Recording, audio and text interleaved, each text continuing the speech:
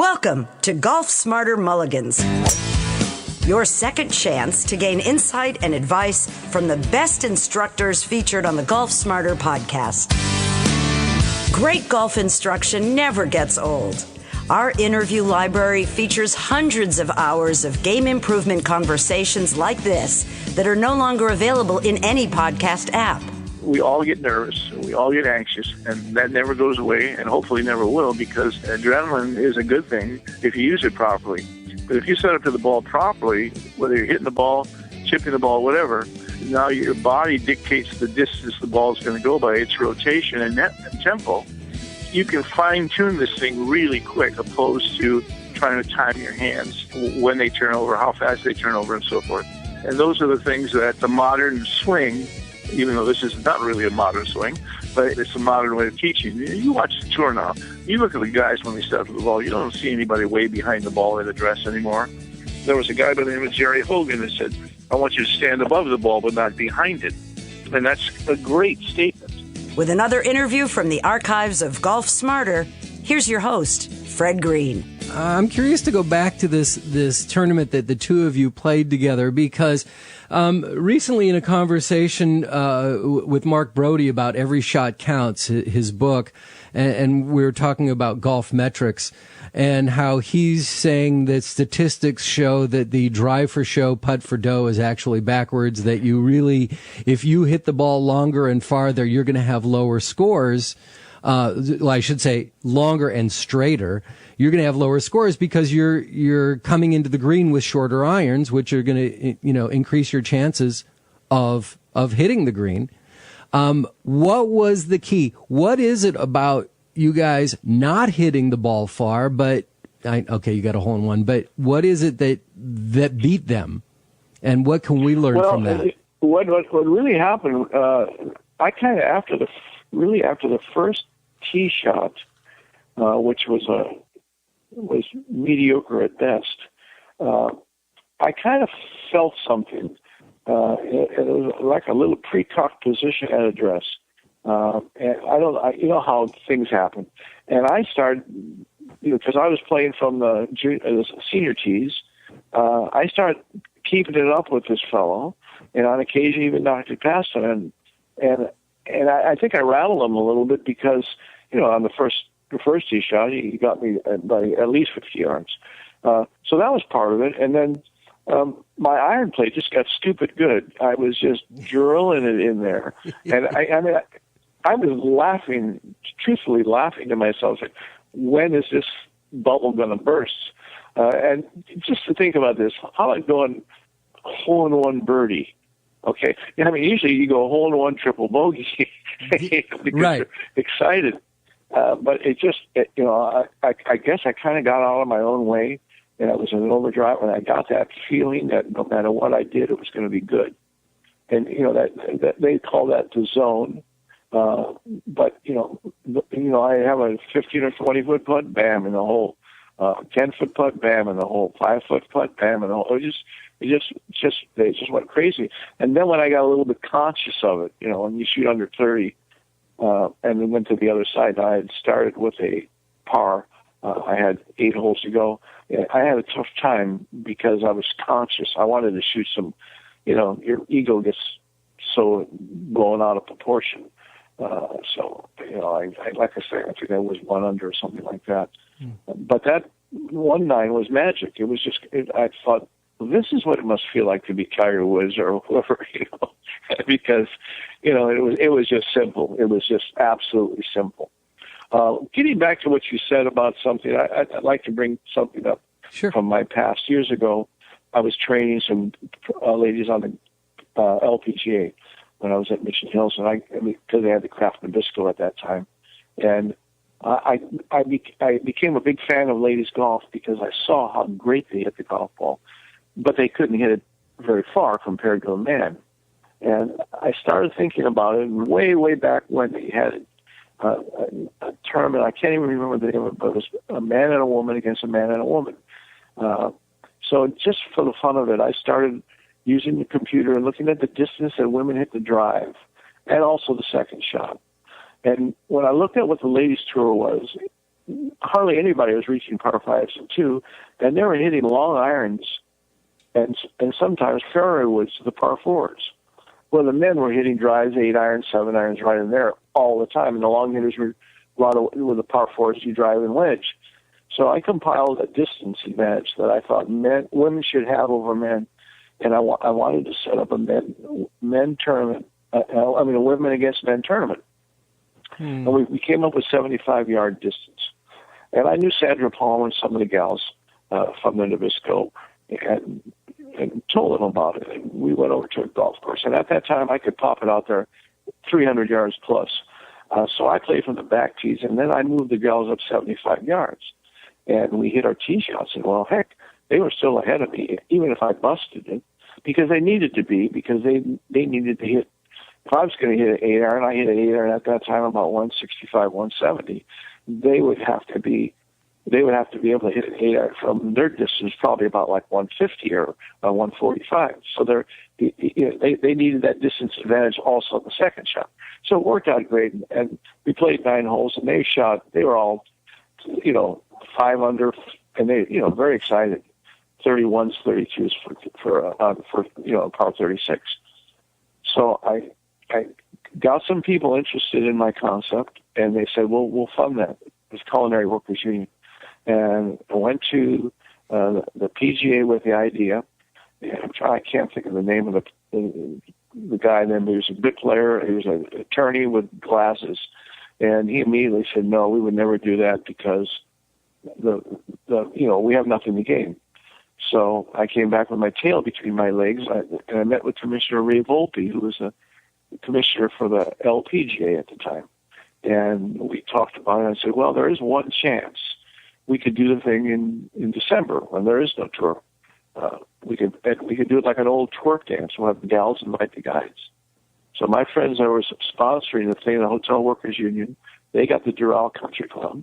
And we had the gals invite, Sandra Palmer invited, Arnold Palmer. And anyway, we had Trevino Palmer. We had everybody. And we did this tournament. And it was a rousing success. Didn't have it on regular television. We had it on PBS.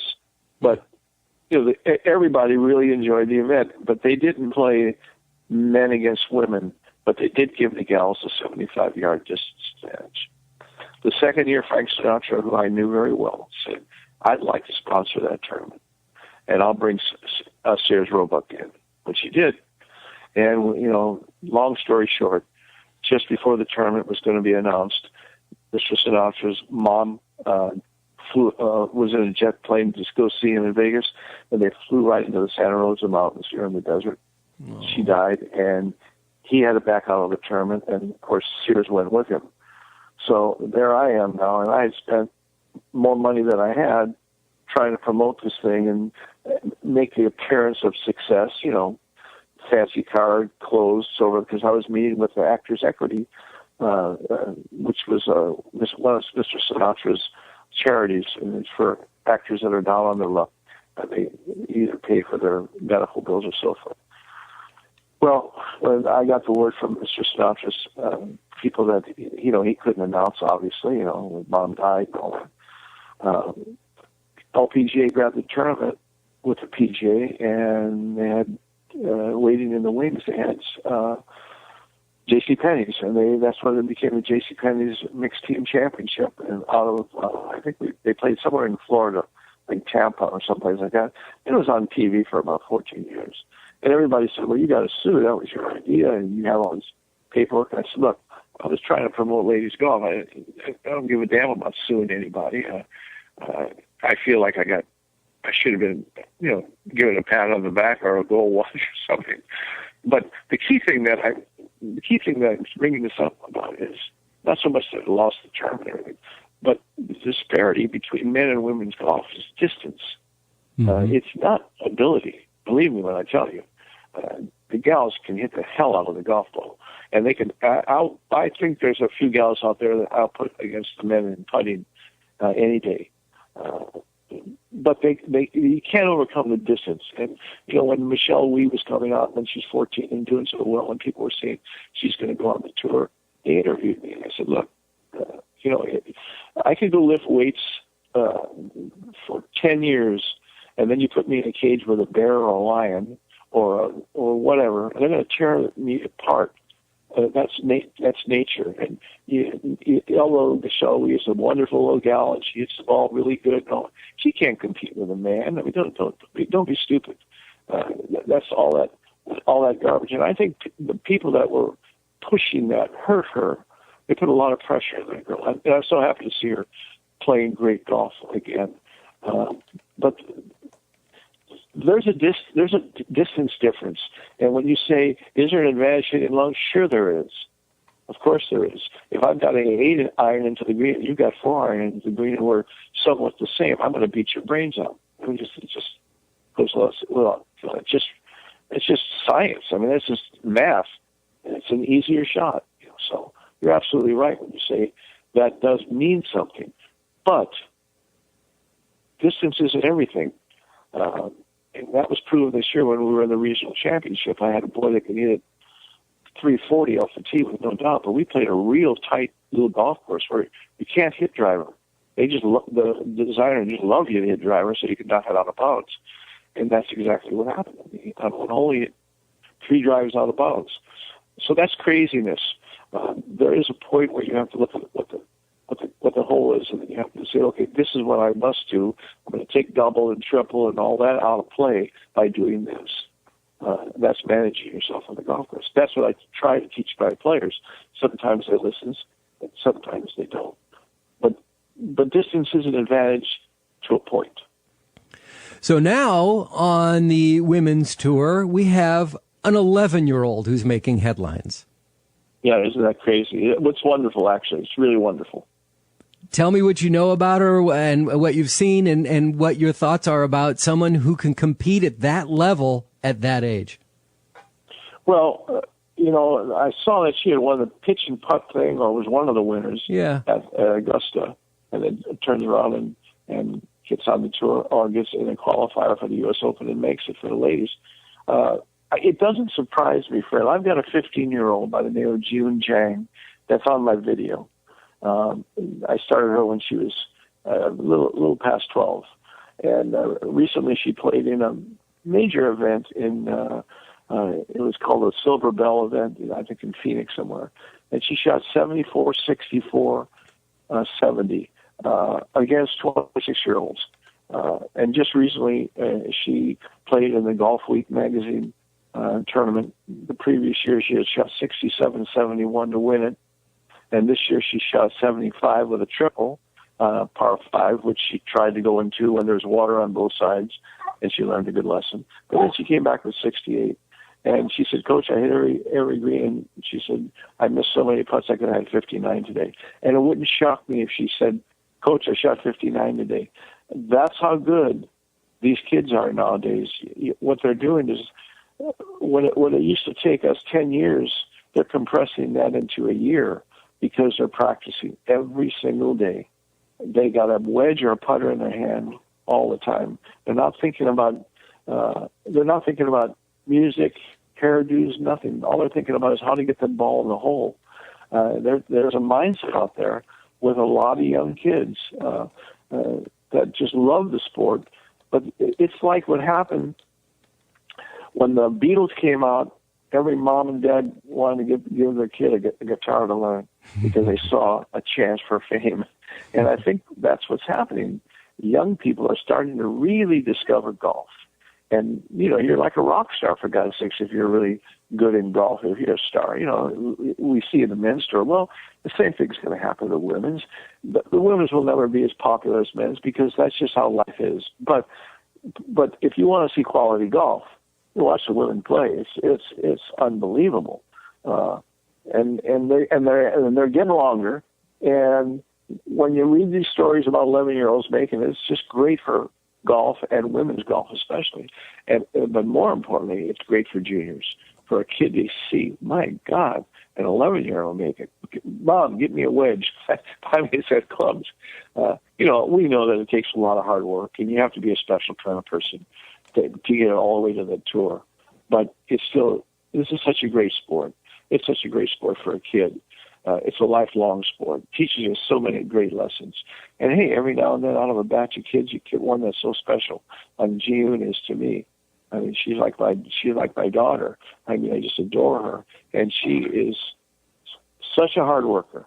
I had a couple of big universities call. I don't want to mention their names, but they're already looking at her, and she's a sophomore. So, it's fantastic. So it didn't surprise me. I mean, it did a little bit, but I didn't say, "Oh my God, that's not possible," because it is possible. Sure. When you go to some of these AJGA events and some of the things that the PGA does, and those they should be so thanked for doing that. And you see the talent that's out there. It's mind-boggling. I've got a 7-year-old that I'm teaching right now, and I'm going to tell you something. He's got as correct a golf swing as anybody on tour. I mean, it's when I say it's perfect, it's perfect, and he beats the ball out there way farther than a 7-year-old should hit it. And what's he going to be doing when he's 15 or 16 if he continues this? And all he can think about it, he watches the Golf Channel. He doesn't watch SpongeBob. It's crazy. It's crazy, and I love it. I just love it.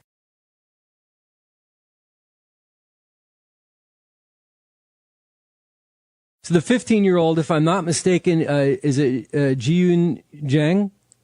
Ji-Yoon Jang, and she's on my video, and the swing that she had is tighter and better than it was then. It was pretty darn good then. Because at the end of 2013, you sent me a couple of video clips of her swing, and I will definitely put those up on the blog post with this show.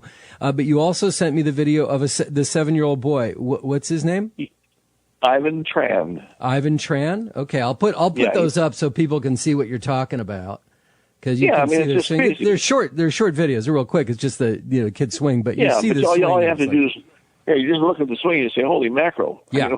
How the heck did he do that? And in Ivan's case, I can't take credit for his swing because he watched the Golf Channel and copied it.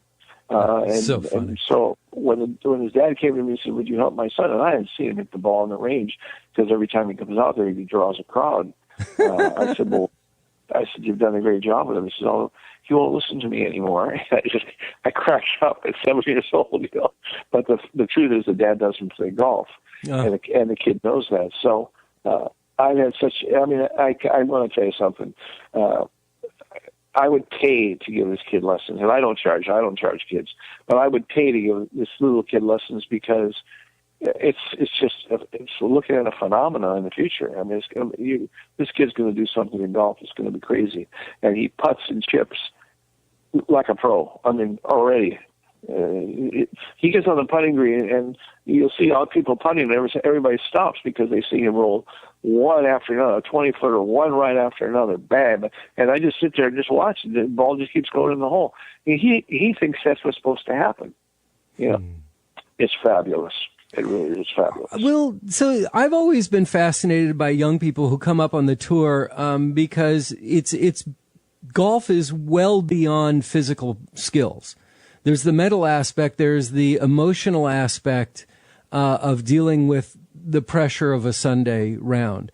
And, I'm thinking a 7-year-old, he's going to bang it away. He doesn't even know or understand what it means to have the pressure on, with all the eyes watching and got to make this putt. How is the mental side these kids can hit balls like crazy all day long, but put them on a golf course in competition. What happens then? Oh, Ivan's played in a number of tournaments, which he's won or been in second place. Yeah, but he's competing against 7-year-olds, right? Yeah, of course. Yeah. But this is the thing that I think that is happening. Like this 11-year-old, they see they can do it. They enjoy doing it, and they love people watching them do it.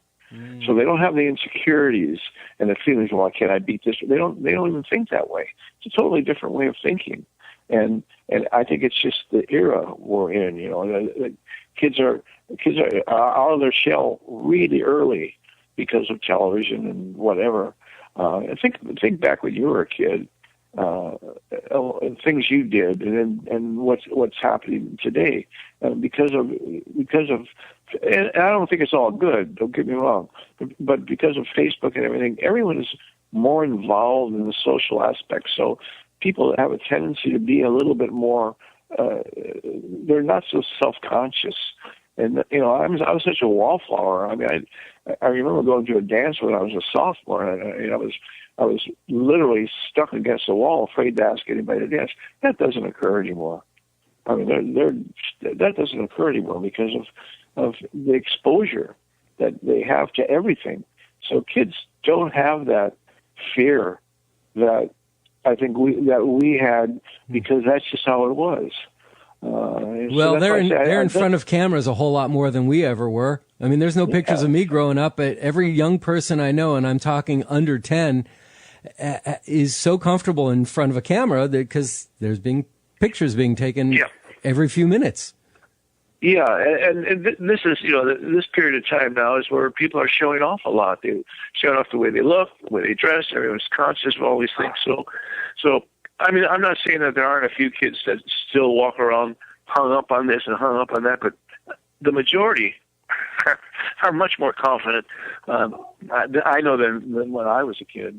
Of course, I went to parochial school, and it was pretty strict. But these kids nowadays, I mean, the boys that come in my programs, I mean, they've had experiences in their life that I didn't have until I was in my 30s, some good, some bad. But they've just been exposed to a hell of a lot more than I was. And so consequently, they think more adult. They have more adult feelings in the sense of what they think about themselves. And I can tell you, Ivan, if I tell Ivan, hey, come on, I want you to drive for my boys' golf team, he can't wait to show them that he hits it better than them. He can't wait. Let's get back to mechanics for a minute, because I wanted to ask you, because it's been asked of me about your methods. The swing for your short game, for pitching and chipping, and not full swing. How is that impacted by what your method is? Well, the chipping method has always been that you play off. If you're right-handed, you put the majority of your weight on your left side, so that falls right back into what we're doing. And modern-day chippers are less handsy. They're more arm, shoulder, weight left, and a small rotation. And the rotation gets bigger for the longer the shot. But there's a rotation, so they keep the arms connected, and it's still a body movement opposed to just the arms. Not to say that you can't do it with just the arms, but again, when you use the arms and hands, you're bringing in the opportunity for the hands to overwork, or for you to decelerate your arms. Where you stay connected and you turn through it, the club is moving along with the body, so there's no hit to the ball kind of thing. You have to be on the left side for sure, because you want the club to be coming down when it strikes the golf ball. So that's part of it. It's not difficult for sure. It's not difficult. So I think chipping. Go ahead. I'm sorry to interrupt. I was just going to say, and then of course I teach the Paul Runyon type of chip stroke. So chipping, where you're on the fringe and shortcut of the grass, you're going to do that with 7 and 8, 6 irons. You're not going to be using sandwich and those kind of shots. Pitching, when you're in the further back and heavier grass, where the club has to come up down, but you're still on the left side. That's just more of what I say, a body swing. Now, the real chipping, where you set up to the ball and you take the heel of the club off the ground, so you put it up on its toe. And the reason you do that is because you want to get the shaft in the same position as your putter shaft, so you get your eyes right down over the ball. Then you're just using an arm swing with a flat left wrist, very similar to your putting stroke. And that should be done around the green. Put away your wedges around the green. You want to hit the ball and let it release and roll to the hole. You don't want to try to put backspin on all that. It's just silliness. But when you're pitching the ball from a distance, 30 yards, 40 yards, then you have to use a miniature rotary motion, just like you do with the full swing. Real simple. Oh yeah, sure, real simple. No, it really is. I honestly, for those of you that have chipping problems or anything like that, you ever come to the desert, I'll get rid of them in 5 balls. I mean, I promise you. And I don't care if you scoop it right at the bottom or anything. I teach some PE classes, beginners, and I get a lot of these people have never touched a golf club in their life, and in a very short period of time, everybody's got that handle ahead of the ball at impact, and it looks great, but it's not hard to do. But it's hard to do if you're trying to keep your wrist flat and your body still and your head still and you're pushing your arms out. Then it's really hard. Then you're sculling them across the green all day long. But that's not the action. You have to set up properly and you have to understand what the movement is. But then once you get the movement, it's really simple.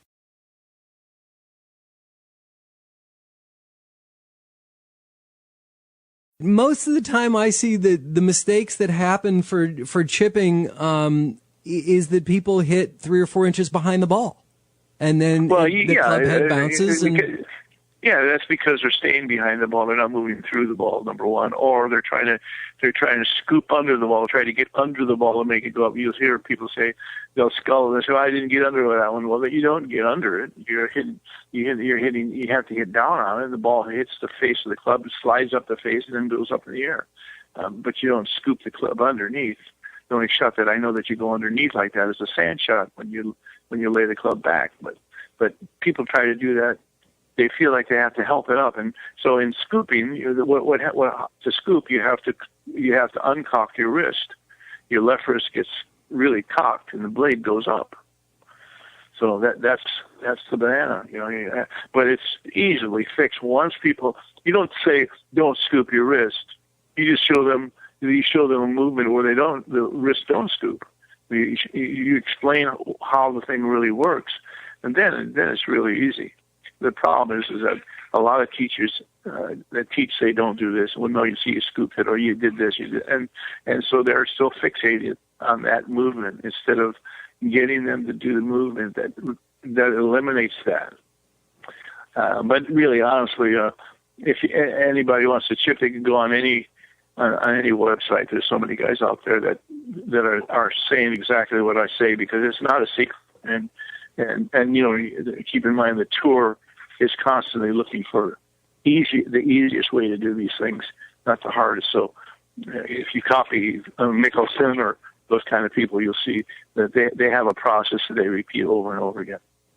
But why? That's where more strokes are lost, I think, inside the 30-yard area than anything else. There's no question about it. Yeah, no question about it. One of the parts of my formula for the golf team is that you got to be able to get it up and down from 50 yards and in. You just got to be able to do that. If you're serious about being a competitive golfer, you have to be able to do that. And it sounds really hard, but it's really not, because once you have a motion that is consistent, then you just can dial in the rotation of your body for the distance. When you do it with your hands, now your nerve endings are at the end of the fingers, and we all get nervous, and we all get anxious, and that never goes away, and hopefully never will, because that's a good thing. Adrenaline is a good thing if you use it properly. But if you set up to the ball properly, whether you're hitting the ball, chipping the ball, whatever, and now your body dictates the distance the ball is going to go by its rotation and tempo. Well, you can fine tune this thing really quick, opposed to trying to time your hands, when they turn over, how fast they turn over, and so forth. And those are the things that the modern swing, even though this is not really a modern swing, but it's a modern way of teaching. You watch the tour now. You look at the guys when they step to the ball. You don't see anybody way behind the ball at address anymore. There was a guy by the name of Jerry Hogan that said, I want you to stand above the ball, but not behind it. And that's a great statement. And that's with the driver or anything else. Interesting. You're going to have to come down and bring your wedge, a suitcase, a toothbrush, and a wedge. It's going to be a long weekend. Okay, suitcase, a toothbrush, and a wedge. Well, yeah, maybe the 8 irons, so that I can show you the run-up shot too. I'll bring the putter, and we'll just play the entire round with 3 clubs. How's that? Yeah, there you go. Absolutely. That'll be interesting. I'd probably score the same. Probably. Oh, Tony, well, listen, I hope you have a full recovery. I'm so sorry about your accident, and I know that I haven't asked in a while. How old are you now? I'm 77. Oh, my gosh. But well, right now, when I had the accident, I felt 97. Yeah, I bet. Because all of a sudden you say, "Oh, I'm falling now because I'm old." But what happened to me would if I was 15, I would have got the same result, unfortunately, because the golf course. I wonder what will happen if another member gets down there where I was and tries to walk up that hill and slips. The result's going to be very similar because it shouldn't be that steep anywhere near the green. But that's another story. I know a lot of people say, "Well, are you going to sue?" And I'm not a suing type. I think God had that plan for me to teach me patience because I get a little impatient. My girlfriend is looking at me now, kind of nodding her head.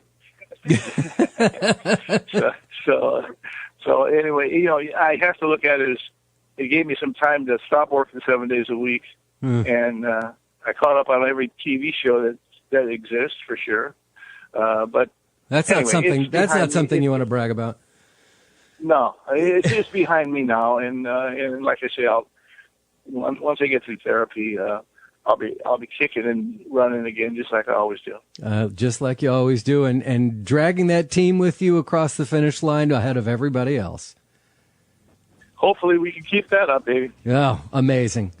All right, Tony. Well, it was great to talk to you again. Thank you so much for giving us your time. The Golf Smarter community loves you, will always love you. And again, the book and the DVD, The Lost Fundamental by Tony Manzoni, you're not going to find it anywhere else. Really, you could look everywhere on the web. You're only going to find it here. And so, and that's why you're getting such the response from people all over the world. So. Well, I just want to thank everyone listening and leave them this thought that please continue supporting Fred. You are the voice of golf as far as I'm concerned, and I think you're doing a wonderful, wonderful thing for a lot of people.